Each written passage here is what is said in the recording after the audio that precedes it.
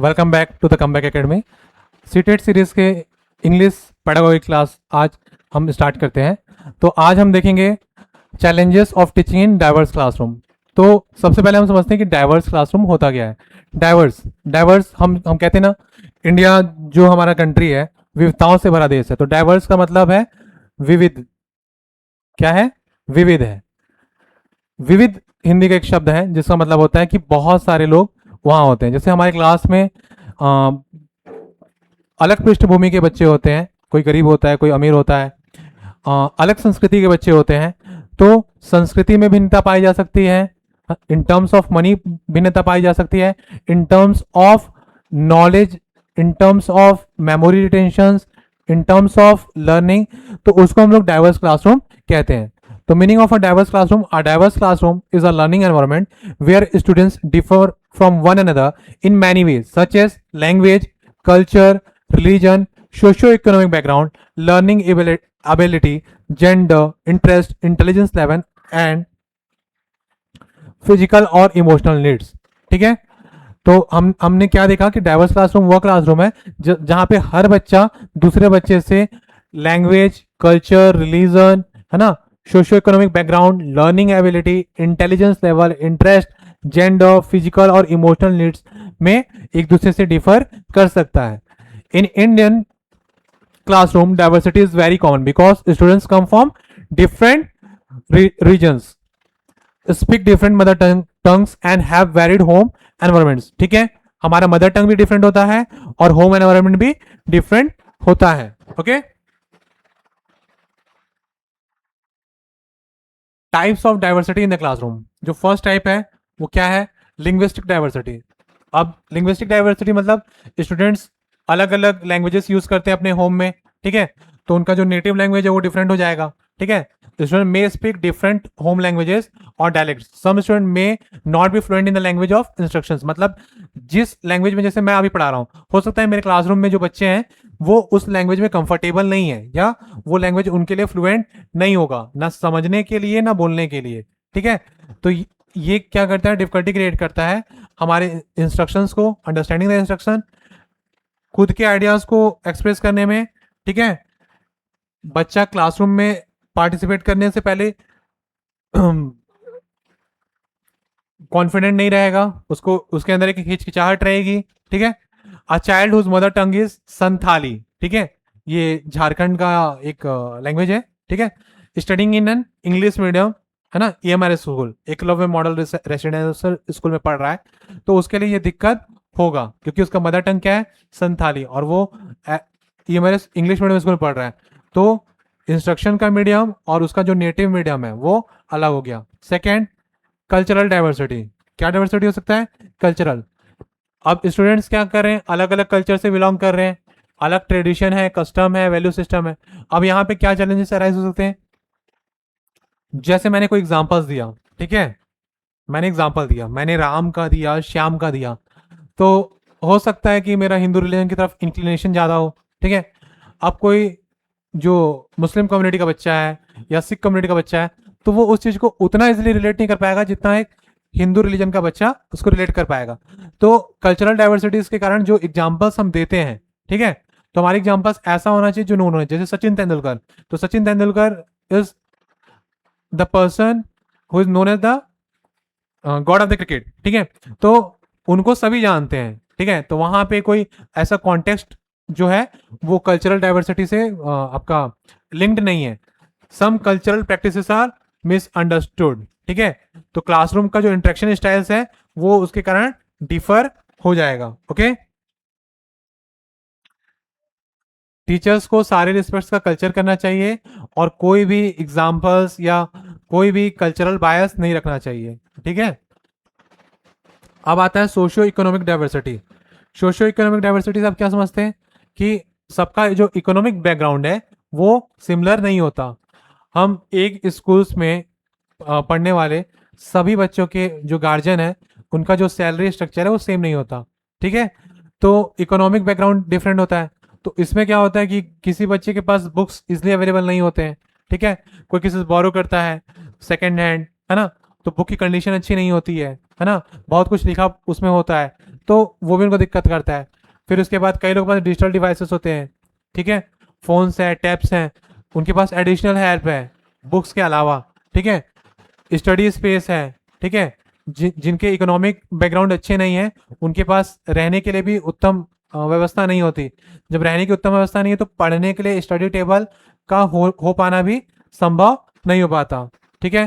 फिर उसके बाद ऐसे बच्चे न्यूट्रिशंस के लिए भी स्ट्रगल करते हैं, ठीक है, उनको न्यूट्रिशन भी जो चाहिए वो नहीं मिल पाता है, इमोशनल स्ट्रेस होता है, ठीक है। पेरेंट्स के पास एकेडमिक सपोर्ट देने को नहीं होता है क्योंकि इकोनॉमिक बैकग्राउंड अच्छा नहीं है। तो इसका जो मोस्टली जनरल रीज़न ये हो सकता है कि उनके पेरेंट्स जो है एकेडमिक साउंड ना हो, ज़्यादा पढ़े लिखे ना हो। तो ऐसे बच्चे जब अपने पढ़ाई में कोई दिक्कत का सामना करते हैं तो पेरेंट्स उनको सही से गाइड नहीं कर पाते, ठीक है। This affects academic performance and confidence. ये बच्चे के एकेडमिक परफॉर्मेंस और कॉन्फिडेंस को अफेक्ट करता है, ठीक है। फिर लर्निंग एबिलिटी भी होता है, जैसे सारे स्टूडेंट्स का लर्निंग का मैनर और स्पीड डिफरेंट होता है, ठीक है। सबका पेस सेम हो जरूरी नहीं, सबका वे सेम हो जरूरी नहीं, ठीक है। तो क्लासरूम में लर्नर 3 टाइप के होते हैं, एक होता है फास्ट लर्नर, एक होता है एवरेज लर्नर, एक होता है स्लो लर्नर। फास्ट लर्नर जो बहुत जल्दी समझ आता है बहुत ज़्यादा एफर्ट दिए बिना, ठीक है। एवरेज लर्नर क्या होते हैं, जिनको थोड़ा सा पुश करना पड़ता है, और जो स्लो लर्नर्स हैं उनके पीछे एक टीचर को बहुत ज़्यादा मेहनत करने की आवश्यकता पड़ती है। चिल्ड्रन विथ स्पेशल नीड्स, ठीक है, स्पेशल जैसे हम पढ़ेंगे विशेष बच्चे, स्पेशल चाइल्ड। स्पेशल चाइल्ड का मतलब ये नहीं कि वो इंटेलेक्चुअली बहुत हाई है या बहुत स्पेशल है, उसके पास कोई गैजेट है। स्पेशल का मतलब ऐसा होता है कि जो सामान्य बौद्धिक स्तर होता है, जो हमने आईक्यू पढ़ा था 90 से 110, तो उससे या तो वो कम है या उससे वो अधिक है। मतलब सामान्य स्तर से कम वाला भी और अधिक वाला भी, दोनों किस में आते हैं, स्पेशल चाइल्ड। तो जब हमारी क्लास में स्पेशल चाइल्ड है, मतलब एक बच्चा जिसका आईक्यू काफ़ी कम है और एक बच्चा जिसका आईक्यू बहुत अधिक है, तो और मोस्टली जो बच्चे होते हैं वो समान आईक्यू के होते हैं, 90 से 110 आईक्यू के बीच के बच्चे होते हैं। तो हम जो क्लासरूम में समझाते हैं 90 से 110 के अनुरूप समझाते हैं, पर मेरा दायित्व तो ये है एज अ टीचर कि मेरे को उन बच्चों को भी समझाना है जो नहीं समझ पा रहे, और या उन बच्चों को जो बहुत जल्दी सीख जा रहे हैं। तो जो बहुत जल्दी सीख जाते हैं उनके लिए हॉट्स क्वेश्चन होते हैं, हायर ऑर्डर थिंकिंग सेट्स होते हैं जो बच्चे के लिए होते हैं, ठीक है। फिर जेंडर डाइवर्सिटी होता है, लाइक बॉयज़ एंड गर्ल्स जो होते हैं उनके डिफरेंट एक्सपेक्टेशंस होते हैं और डिफरेंट अपॉर्चुनिटीज़ होते हैं, ठीक है। अम, जैसे लड़कियों को माना जाता है कि लड़कियों को 10वीं 12वीं तक पढ़ा दिया जाए कि वो अपने घर के कामकाज को सुचारू रूप से चला सके, इतनी शिक्षित हो सके कि अपने बच्चे को बेसिक एजुकेशन दे सके। उसके बाद उनका शादी करके दूसरे घर भेज दिया जाएगा जहाँ उनका काम खाना बनाना, पति सास ससुर का सेवा करना होता है, ठीक है। तो इस मानसिकता से बच्चों को उत्तम शिक्षा, मतलब गर्ल्स को नहीं मिल पाता। तो यहाँ पे क्या होता है, हम जेंडर का स्टीरियोटाइप हो जाता है ना, हमारे रूढ़िवादिता होता है कि लड़कियों का काम जो है घर की सीमाओं तक है। तो ये भी उनके एजुकेशन को इम्पैक्ट करता है। फिर उसके बाद अनइक्वल पार्टिसिपेशन, हम उनको मौका ही नहीं देते तो साबित क्या करेंगे, ठीक है। और जैसा आप देखेंगे कि मीराबाई चानू लगातार 3 बार राष्ट्रमंडल खेलों में अपने कैटेगरी में गोल्ड मेडल लेके आई हैं, ठीक है।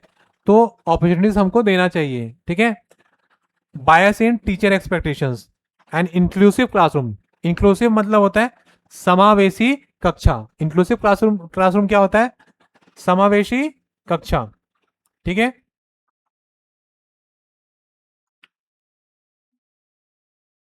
समावेशी कक्षा ऐसा कक्षा जहाँ पे हम सारा मीन्स यूज करते हैं पढ़ाने के लिए। जैसे हमारे पास ये स्मार्ट बोर्ड है, ठीक है। कई स्कूल में बेसिक कम्युनिटीज नहीं होती, व्हाइट बोर्ड नहीं होता, ग्रीन बोर्ड नहीं होता, है ना। वो पुराने ब्लैक बोर्ड पे लिख रहे होते हैं जो कि बच्चों के लिए विजिबल नहीं हो पाता, ठीक है। हमारे पास स्मार्ट बोर्ड है तो हम बच्चों को वो सारा फीचर्स प्रोवाइड कराते हैं, साथ ही साथ इंटरेक्टिव वे से पढ़ाने की कोशिश करते हैं, ठीक है। हम जो इंस्ट्रक्शन देते हैं वो डिफॉल्ट देते हैं, है ना। जैसे पेडागोगी में एक वर्ड होता है मानक, ठीक है। जिसको हम लोग कहते हैं स्टैंडर्ड, ठीक है। तो ये गलत वर्ड है। हम स्टैंडर्ड वे से बच्चे को बिल्कुल नहीं पढ़ा सकते, क्योंकि हमारा जो बच्चा है, सारे बच्चे का एक ही लेवल हो ये आवश्यक नहीं है। तो इंक्लूसिव क्लासरूम क्या अश्योर करता है, इंश्योर करता है कि इक्वल अपॉर्चुनिटीज सभी जेंडर्स को मिलेगा और सारी अपॉर्चुनिटीज उनको मिलेंगे, ठीक है। फिर उसके बाद इमोशनल एंड साइकोलॉजिकल डाइवर्सिटी होता है। जैसे कोई शाई नेचर का होता है, कोई बच्चा बहुत कम बोलता है, ठीक है, तो उनके डाउट्स होंगे तो हमको समझ नहीं आ पाएंगे। कोई बहुत ज़्यादा स्ट्रेस में रहता है, बहुत डरता है, ठीक है। कुछ लोग इमोशनली डिस्टर्ब रहते हैं अपने फैमिली सर्कमस्टेंसेस के कारण, ठीक है, होम कंडीशन में, तो उनको चाहिए उनको सपोर्ट करें। जैसे पिताजी का कोई बैड हैबिट है लीकर लेने का, और लीकर लेके आते हैं और फिर उसके बाद अपनी वाइफ को, मतलब बच्चे की माँ को मारते हैं, तो बच्चे पे बैड इम्पैक्ट पड़ता है, ठीक है। तो बच्चा इमोशनली वीक हो जाता है, तो हमको ऐसी कोई प्रैक्टिस नहीं करना चाहिए जो बच्चे को अफेक्ट करे, ठीक है। अब अब हम देखने जा रहे हैं कि हम कौन से मेजर चैलेंजेस फेस करते हैं हमारे क्लासरूम में, ठीक है। तो ओवर क्राउडेड क्लासरूम, यदि मेरा क्लासरूम की जो कैपेसिटी है 30 से 35 बच्चों की है और मैं उस क्लासरूम में 50 से 60 बच्चे को बैठा रहा हूँ, ठीक है, तो एक तो होगा कि उनके पास प्रॉपर सिटिंग स्पेस नहीं होगा। दूसरा, बच्चे एडजस्ट करेंगे तो मतलब उनका फोकस शिफ्ट होगा, ठीक है। और 30 से 35 बच्चे को मैं सुचारू रूप से पढ़ा सकता हूँ, उनके डाउट्स दे सकता हूँ, क्लैरिफाई कर सकता हूँ। बट जब वहीं 50 से 60 बच्चे होते हैं तो सारे बच्चों पे मैं इक्वली ध्यान नहीं दे सकता, ठीक है। तो an overcrowded classroom has too many students for one teacher, ठीक है। बहुत सारे बच्चे हो गए, है ना, एक टीचर के लिए। The teacher cannot give personal attention to every student. मैंने बताया कि एक टीचर सारे बच्चों का डाउट नहीं ले सकता। और क्लासरूम में जो डिसिप्लिन है, जो सबसे इंपॉर्टेंट चीज होता है, ठीक है, ये डिफिकल्ट हो जाता है मेंटेन करना, मैनेज करना, ठीक है। तो क्लासरूम में हम मैनेज नहीं कर पाते। जो स्लो लर्नर्स है, ठीक है, अब मेरे क्लास में 50 बच्चे हैं, 40 बच्चे बोलते हैं कि हमको समझ आ गया, 10 बच्चे नहीं आया, और तो 40 बच्चे क्या करेंगे कि आगे बढ़ो आगे बढ़ो आगे बढ़ो। अब उन 10 बच्चे के लिए मेरे पास कोई विशेष ध्यान या कोई विशेष सुविधा नहीं होगा, तो मैं उन बच्चों को ध्यान नहीं दूंगा, तो वो बच्चे हमेशा पीछे रह जाएंगे, okay. Group activities and interactive teaching become difficult, मतलब हम ग्रुप फॉर्म नहीं कर पाएंगे। जो इंटरेक्टिव टीचिंग है ना, मतलब कुछ लोग को इंटरेस्टिंग लगेगा, कुछ लोग के लिए इंटरेस्टिंग नहीं लगेगा, है ना, डिसिप्लिन नहीं है, हम मैनेज नहीं कर पा रहे क्लासरूम को, ठीक है। Teaching becomes lecture based instead learner centred, मतलब जब अधिक बच्चे हो जाएंगे तो हम क्या करते हैं कि हम सिर्फ लेक्चर देना स्टार्ट कर जाते हैं। हमारा जो टीचिंग का जो मेथोलॉजी होता है वो चाइल्ड सेंट्रिक होता है, मतलब लर्नर सेंट्रिक होता है। यदि हम लर्नर सेंट्रिक नहीं करें, मतलब उनका इंटरेस्ट ना आए, तो इस केस में क्या होगा कि जो बच्चा है चीज़ों को इग्नोर करना स्टार्ट कर देगा। सेकंड क्या है, पुअर क्लासरूम कंडीशन। आज भी भारत में ऐसे बहुत सारे जगह हैं, बहुत सारे स्कूल्स हैं, मोस्टली गवर्नमेंट स्कूल्स, जहाँ पे बेसिक एम्यूनिटीज अवेलेबल नहीं है। Many classrooms lack proper ventilation, lighting and setting, ठीक है। वहां पे वेंटिलेशन मतलब एयर के पास होने का जगह नहीं है, लाइटिंग नहीं है, सीटिंग नहीं है। आज भी ग्रामीण अंचलों में आप देखेंगे तो बच्चे अपने घर से जूट के बोरे या प्लास्टिक के बोरे लेके जाते हैं बैठने के लिए, ठीक है। उनके पास फर्नीचर अवेलेबल नहीं होते हैं स्कूल्स में, ठीक है। और क्या दिक्कत हो सकता है स्कूल का, ब्रोकन फर्नीचर है जिससे बच्चे को डर्टी सराउंडिंग्स है, ठीक है, डिस्टर्ब लर्निंग करेगा। जैसे मेरे क्लासरूम में मान लो कि गंदगी है, ठीक है, ब्रोकन फर्नीचर है, तो बच्चे कैसे बैठेगा। तो जब तक वो व्यवस्थित नहीं होगा, फिर मान लेते हैं कि मेरा जो स्कूल है वहाँ पे बहुत सारी गाड़ियों का आवागमन है, बहुत सारा शोरगुल है, तो वो सब चीज़ भी बच्चे को डिस्टर्ब करेगा, ठीक है, उनके कंसंट्रेशन में, क्लास में ध्यान लगाने के लिए। पुअर फिजिकल कंडीशन, मतलब कोई बच्चे को बच्चे का स्वास्थ्य अच्छा नहीं है, या बच्चे को माल न्यूट्रिशन है, मतलब उनको जो न्यूट्रिशन चाहिए वो उनको नहीं मिल रहा है, तो इस केस में बच्चे को क्या होगा, फटीग होगा। फटीग मतलब बच्चे को थकान होगा, ठीक है, थकान होगा, हेडेक होगा, सिर दर्द है,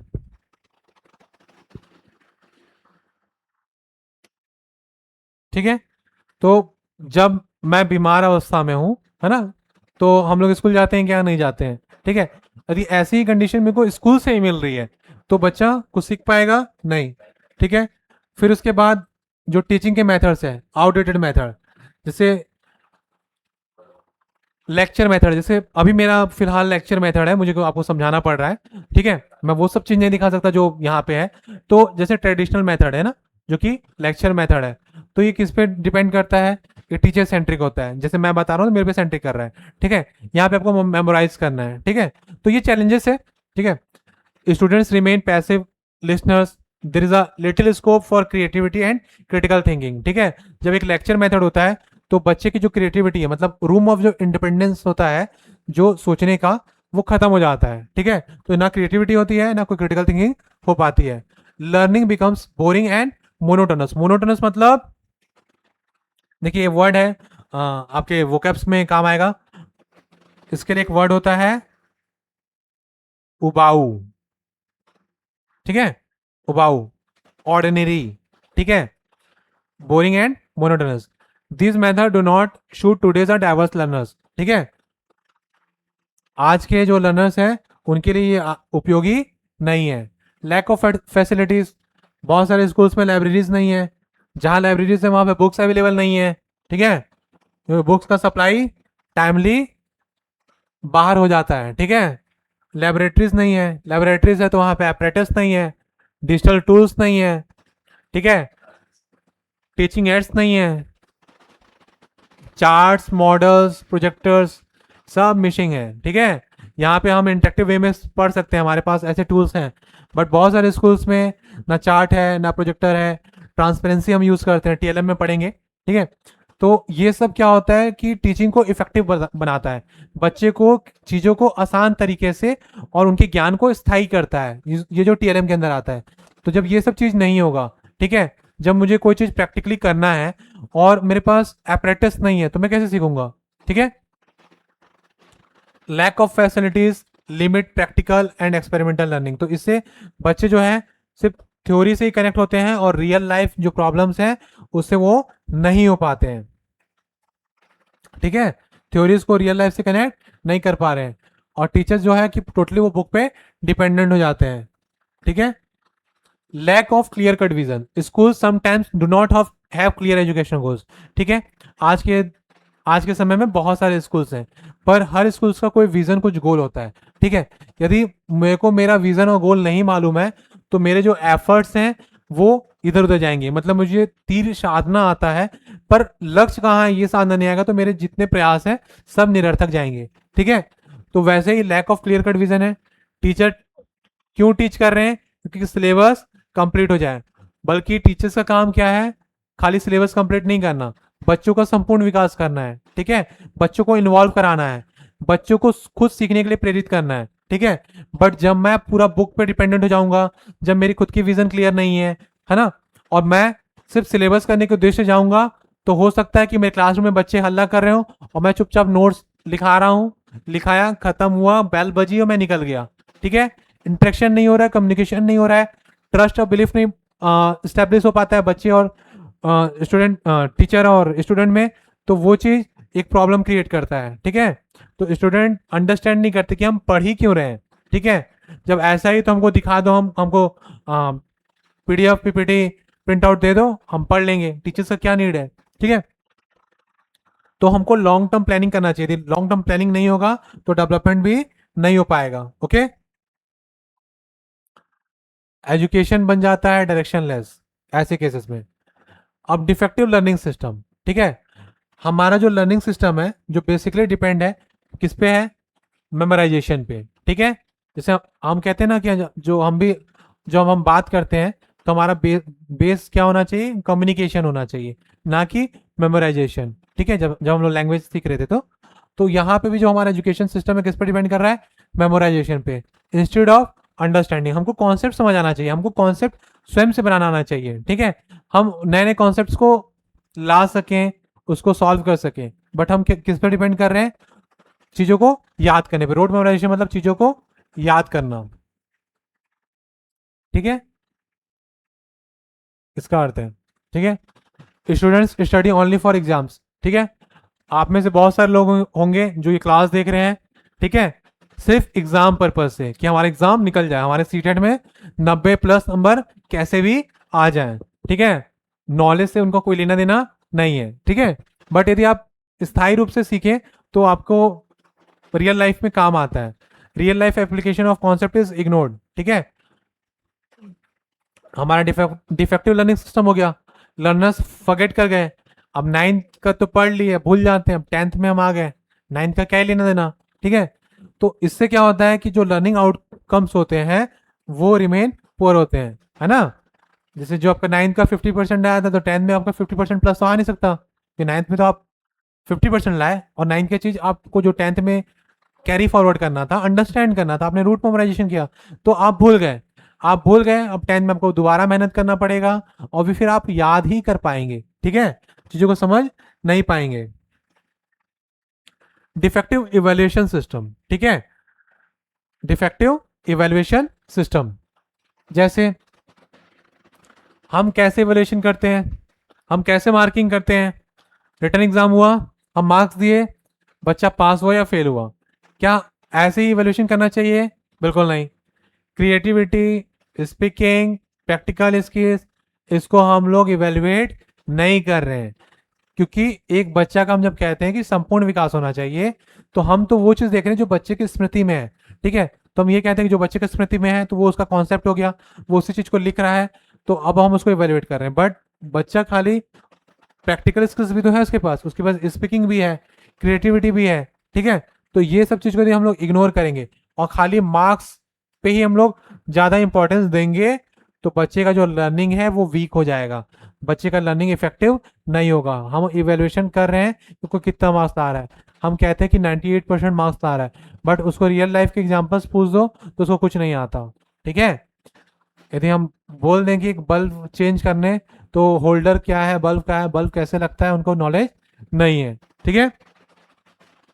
और जो स्लो लर्नर्स हैं वो डिमोटिवेट होंगे क्योंकि उनके मार्क्स तो बन ही नहीं रहे हैं, ठीक है। तो assessment does not reflect actual learning, ठीक है। अब क्या होता है, variation in syllabus. CG board का अलग सिलेबस है, एमपी बोर्ड का अलग, महाराष्ट्र बोर्ड का अलग, सीबीएसई बोर्ड का अलग, आईसीएसई बोर्ड का अलग, सबका सिलेबस अलग है। सिलेबस एक गोल डिसाइड करता है, ठीक है। सिलेबस के अकॉर्डिंग मेरा फ्यूचर डिसाइड होता है, ठीक है। जब सिलेबस अलग है तो जब मैं रियल लाइफ में जब मैं compete करूंगा एक आईसीएसई या सीबीएसई बोर्ड के बच्चे से, तो मैं कैसे compete कर पाऊंगा? तो डिफरेंट सिलेबस होने के कारण, है ना, जब बच्चे का जब ट्रांसफर होता है, ठीक है, तो उनको एडजस्टमेंट में बहुत सारे प्रॉब्लम्स होते हैं, ठीक है। टीचर्स के लिए भी दिक्कत होता है, difficult to maintain uniform teaching standards, क्योंकि अभी आप देखेंगे कि सीबीएसई हमेशा नॉर्म्स चेंज करते रहता है कि आपको ये करना है, ये करना है, ये करना है। तो टीचर्स के लिए भी मुश्किल है और बच्चे के लिए भी मुश्किल है। लर्निंग गैप डेवलप होता है बच्चों के बीच में, क्योंकि जो 10th का बच्चा सीबीएसई बोर्ड का सीख रहा है और वही 10th का बच्चा आईसीएसई बोर्ड का सीख रहा है, तो उनके जो लर्निंग्स हैं डिफरेंट होंगे क्योंकि उनका सिलेबस डिफरेंट है, ठीक है। National level competitiveness becomes uneven. National level का कोई एग्जाम होता है ना, आप रेलवे का एग्जाम करा लीजिए, एसएससी की करा लीजिए, बैंक का करा लीजिए, तो फिर वहां पे बच्चे को दिक्कत फेस होगा क्योंकि उनके सिलेबस सिमिलर नहीं है। अब डिपेंड करता है लर्नर्स एबिलिटी पे, स्टूडेंट्स भी डिफर करते हैं किस टर्म पे, इंटेलिजेंस, पीएस मतलब, है ना, और लर्निंग स्टाइल पे। जब स्टूडेंट्स डिफर कर रहे हैं तो कोई तेज से सीखेगा, कोई एवरेज और कोई स्लो, ठीक है। तो जो स्लो सीखेगा उसको ज़्यादा टाइम चाहिए, बट क्लासरूम में मेरे पास लिमिटेड टाइम है, तो जो स्लो सीख रहा है वो क्या हो जाएगा, पीछे। तो ऐसे बच्चे के लिए हमको जो टीचिंग मेथड है स्टैंडर्ड हम नहीं बना सकते, ठीक है। मतलब पूरे क्लासरूम के लिए हम लोग एक स्टैंडर्ड मेथड नहीं बना सकते। एक स्लो बच्चे के लिए भी मुझे सोचना पड़ेगा, उनके लिए भी थोड़ा मेरे को समय देना पड़ेगा, उनके लिए एक अलग अप्रोच, एक अलग मेथड का आवश्यकता मेरे को लगेगा। तो स्लो लर्नर्स हैं, खुद को हमेशा दिन पे दिन कमजोर समझते जाते हैं, ठीक है, और वो अपने कमजोरी को छिपाते जाते हैं। ठीक, टीचर्स के लिए भी मुश्किल हो जाता है ना, इन सारे एबिलिटीज या डिफिकल्टीज को मैनेज कर पाना। ठीक है, स्कूल एनवायरनमेंट, ठीक है, एक निगेटिव स्कूल एनवायरनमेंट जो है अफेक्ट करता है लर्निंग को बैडली। जैसे आप बहुत ज़्यादा डिसिप्लिन पे फोकस करते हैं, ठीक है, बहुत ज़्यादा डिसिप्लिन पे फोकस करते हैं, तो जब आप आवश्यकता से अधिक किसी चीज़ को पे ध्यान देते हैं तो आपके अन्य चीज़ पीछे छूट जाते हैं। कहते हैं ना, किसी भी चीज़ का अति खराब है। तो यदि हम बहुत ज़्यादा डिसिप्लिन पे करेंगे तो बच्चे में क्या होगा, डर की भावना होगी और भ्रम। डर और जब भ्रम आ गया तो मेरा जो मस्तिष्क है लर्निंग से हटकर किसी अन्य चीजों पर फोकस करेगा। ओके, ये जैसे मैंने बताया था कि टीचर स्टूडेंट का कोई रिलेशनशिप नहीं है, ठीक है, तो बच्चे को पढ़ने का मन ही नहीं करेगा। टीचर आया एकदम रूलर लेके आया एकदम, कि जो होमवर्क नहीं किया होगा, जो हल्ला करेगा उसको मारूंगा। तो जैसे ही क्लासरूम में टीचर एंटर किया, बच्चे में एक फियर होता है कि अरे मेरा क्लास वर्क कंप्लीट नहीं हुआ है, आज तो टीचर हमको मारेंगे, कैसे कैसे करूंगा, मैं ये भूल गया। और बच्चे को जो आता है वो उसका गलत जवाब देना स्टार्ट करता है और टीचर फिर उसको पीटता है। तो ये जो भ्रम की स्थिति जो होती है ये बहुत ज़्यादा बच्चे को डिमोटिवेट करता है। स्ट्रेसफुल जो एटमोसफियर होता है अफेक्ट क्या करता है, मेंटल हेल्थ को। ठीक है, और जो सपोर्टिव एनवायरनमेंट है वो हमेशा हमको चाहिए। यदि टीचर सपोर्टिव हुआ तो बच्चे ज़्यादा सीख पाएंगे। हमको बच्चे के पॉइंट ऑफ व्यू से समझाना चाहिए। ठीक है, फिर उसके बाद थ्योरी बेस्ड एजुकेशन, जो हमारे एजुकेशन हो चुका है थ्योरी बेस्ड। आप पहली से 12वीं पढ़ा लीजिए और फिर बच्चे को भेजिए कॉम्पिटेटिव एग्जाम में। आप स्टेट व्यापम में भेजिए, पीएससी में भेजिए, आप भेजिए बैंकिंग रेलवे एसएससी में। जो पढ़ाया जाता है और जो एग्जाम में आता है उसका कोई तालमेल नहीं होता। कुछ क्वेश्चन पूछे जाते हैं पर जो स्टैंडर्ड है, जो लेवल है, बहुत ज़्यादा डिफर करता है। आज बहुत सारी कोचिंग्स का खुलना और बहुत सारी कोचिंग का फलना फूलना, हम लोग कहते हैं ना कोचिंग कोचिंग माफियाज आ गए। ये कोचिंग माफियाज हमारे एजुकेशन सिस्टम की देन है। हमारा एजुकेशन सिस्टम इतना वीक हो चुका है कि हम थ्योरी बेस्ड, है ना, हम रियल लाइफ से रिलेट नहीं कर रहे, हम स्किल पे ध्यान नहीं दे रहे। हम कितना भी बात कर ले कि हम स्किल पे ये काम कर रहे हैं वो काम कर रहे हैं, बट इन रियलिटी हमारे पास कोई स्किल नहीं है। यदि आप चाइना के एजुकेशन से इंडिया के एजुकेशन को आप देखेंगे तो एक 3 से 5 वर्ष का बच्चा अपने बेसिक रिक्वायरमेंट्स को भी फुलफिल करने का माजदा रखता है। उनको खाना बनाने से लेके साफ सफाई से लेके सारे स्पोर्ट्स स्किल्स सब कुछ सिखाया जाता है, बट हमारे में ये सब चीज नहीं है। तो education focuses more on theory rather than practice. Students learn definitions but not applications. मेरे को परिभाषाएं तो आती है पर उसको इम्प्लीकेट कहाँ करना है, अप्लाई कहाँ करना है, ये चीज मुझको नहीं आता है। ठीक है, तो प्रैक्टिकल स्किल्स हमारे पास डेवलप नहीं होते हैं। ठीक है, कहते हैं ना कि जिसको हाथ का स्किल है वो कहीं भी खा लेगा। ठीक, तो यदि आपके पास स्किल है तो आप कुछ भी कर सकते हैं। जैसे मेरे पास नॉलेज है, मैं आपके साथ नॉलेज शेयर कर रहा हूँ, ठीक है, बट दोस्त who do not have knowledge, है ना, उनको सस्टेन कर पाना बहुत मुश्किल होता है। जिसके पास नॉलेज नहीं है, जिसके पास स्किल नहीं है, ठीक है, मेरे पास डिग्रीज हैं पर स्किल नहीं है तो मेरे को काम मिलना मुश्किल हो जाएगा। और हमारा एजुकेशन सिस्टम डिग्री देने पे बिलीव करता है, स्किल देने पे नहीं। फिर उसके बाद क्या कहता है कि बच्चे नहीं पढ़ रहे। ठीक है,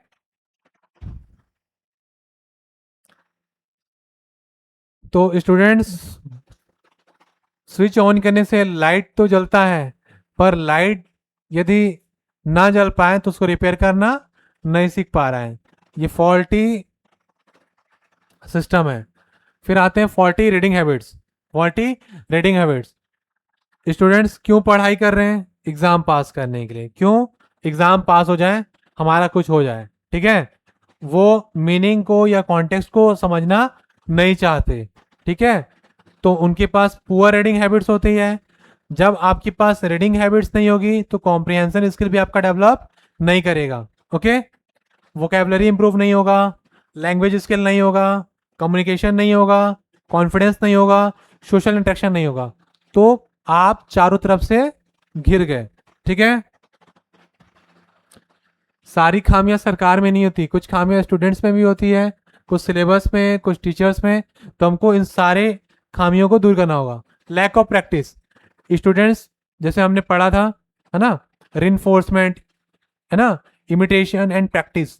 हम जितना प्रैक्टिस करते हैं उतना हमारा जो नॉलेज है, स्किल है, वो परमानेंट होते जाता है। ठीक है, हम प्रैक्टिस ही नहीं कर रहे हैं, ना राइटिंग का कर रहे हैं, ना स्पीकिंग का कर रहे हैं। हम कहते हैं कि मेरे को इंग्लिश तो आता है, बट मैं इंग्लिश में बात नहीं कर सकता, मेरे को इंग्लिश समझ आता है। क्यों नहीं हो पा रहा है? क्योंकि हम लोग इंग्लिश में बात ही नहीं कर रहे, हम प्रैक्टिस ही नहीं कर रहे हैं। We are not trying even only. Confidence level हमारा क्या होता है? लो होता है। ठीक है, लर्निंग हमारा इनकम्प्लीट है। प्रैक्टिस हमारा क्योंकि इसेंशियल है किसी भी चीज के मास्टरी के लिए। एग्जाम ओरिएंटेड अप्रोच है, टीचर भी फोकस करते हैं कि बच्चे अच्छा स्कोर करें, तो इंपॉर्टेंट क्वेश्चन बता देते हैं, है ना। उनका भी हेडेक कम होता है, कोर्स कंप्लीट हो जाता है। कॉन्सेप्चुअल अंडरस्टैंडिंग से कोई लेना देना नहीं। देखो बेटा ये क्वेश्चन ऐसे बनता है, ठीक है, 2x + 3 = 7 है। ठीक है, ये 2x इसके साथ x आ गया, ये 3 उधर जाएगा, है ना, इसमें x नहीं था तो इसलिए उधर गया, तो 7 - 3 हो गया, 4 हो गया। 2x = 4 है। अब यहाँ से 2 दोनों साइड डिवाइड कर दो तो x बराबर क्या आ गया? 2 आ गया। अब वो 2x क्या है, वो 3 क्या है, 7 क्या है, वो चीज़ समझाना है। 3 ही क्यों गया, 2x क्यों नहीं गया? ठीक है, ये जब जब जब हम कॉन्सेप्ट्स का अंडरस्टैंडिंग बेटर करते हैं तो बच्चा खाली एग्जाम पास करने के लिए नहीं पढ़ रहा है। ठीक है, और लर्निंग हमारा क्या है अभी फिलहाल? टेम्प्रोरी है ना। ट्रू एजुकेशन गोल्स हमारे क्या हो रहे हैं? दिन पे दिन खत्म होते जा रहे हैं। ठीक है, communication barrier, language differences creates communication problems. अभी हमने एक एग्जांपल देखा था, संथाली भाषा, EMRS में बच्चा पढ़ रहा है और उसका मीडियम मतलब मोड ऑफ कम्युनिकेशन क्या है? इंग्लिश है, तो बच्चे के लिए बैरियर है। स्टूडेंट्स क्वेश्चन बिल्कुल नहीं करेगा क्योंकि उसको ऐसा लगेगा यदि मैं क्वेश्चन करूंगा, क्वेश्चन नहीं बोल पाया, पुअर इंग्लिश बोला, तो पूरी क्लास मेरा मजाक उड़ाएगा, तो बच्चे में कॉन्फिडेंस नहीं आ पाता। ठीक है, इंस्ट्रक्शंस को भी वो सही ढंग से नहीं समझ पाएगा। यदि किसी टीचर्स ने इंग्लिश में कोई वाक्य बोला, सेंटेंस बोला, तो बच्चे उसको रिलेट ही नहीं कर पाएगा, और उसको बोला कुछ और करने के, बच्चा कुछ और कर देता है, तो बच्चा जाना था गंगा पहुंच गया यमुना। ठीक है, participation in class reduces, learning becomes ineffective. ठीक है, फिर बच्चा गाना गाता है सारी उम्र हम, है ना, 3 इडियट्स का, मर मर के जी लिए। क्लासरूम मैनेजमेंट इश्यूज, ठीक है, जैसे managing behaviour of diverse diverse learner is difficult. ठीक है, आप एक टीचर को बोलते हो, बड़ा क्लास दे दिए जहाँ पे बहुत सारी डाइवर्सिटी है, उसको आप मैनेज करो, तो क्या टीचर कर पाएगा सब चीज़? बिल्कुल नहीं। ठीक है, फिर उसके बाद बच्चे हल्ला कर रहे हैं इनडिसिप्लिन में, तो जब इतना सारा प्रॉब्लम्स होगा तो टीचर एक एक प्रॉब्लम्स को सॉल्व कर सकता है। जब इतने सारे प्रॉब्लम्स एक साथ हो जाएंगे तो टीचर भी आएगा, सिलेबस कंप्लीट करेगा और चल देगा। ठीक है, तो हमको इन सभी फैक्टर्स को भी ध्यान रखना है कि टीचर्स को भी हम लोग ध्यान दें कि टीचर्स भी एक इंसान है। ठीक है, टीचर्स यदि सिर्फ क्लास को कंट्रोल करते रहेगा तो पढ़ाएगा कब? ठीक है, तो लर्निंग टाइम उसे रिड्यूस हो जाएगा, है ना। एक जो वेल मैनेज क्लासरूम होता है वो लर्निंग को सपोर्ट करता है। क्या करता है? लर्निंग को सपोर्ट करता है। ठीक है, फिर उसके बाद क्यूरिकुलम रिजिडिटी, जो हमारा क्यूरिकुलम एकदम फिक्स है। ठीक है, हम फिक्स क्यूरिकुलम में है, हम लर्नर के डाइवर्सिटी को उतना फोकस नहीं दे रहे हैं, उतना इंपॉर्टेंस नहीं दे रहे हैं।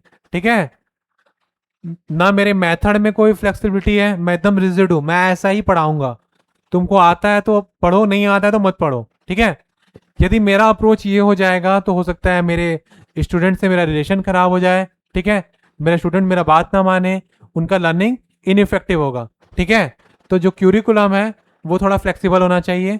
ठीक है, स्टूडेंट्स का इंटरेस्ट हमको अराइज करना है, उनके नीड्स को हमको ध्यान देना है, इग्नोर नहीं करना है।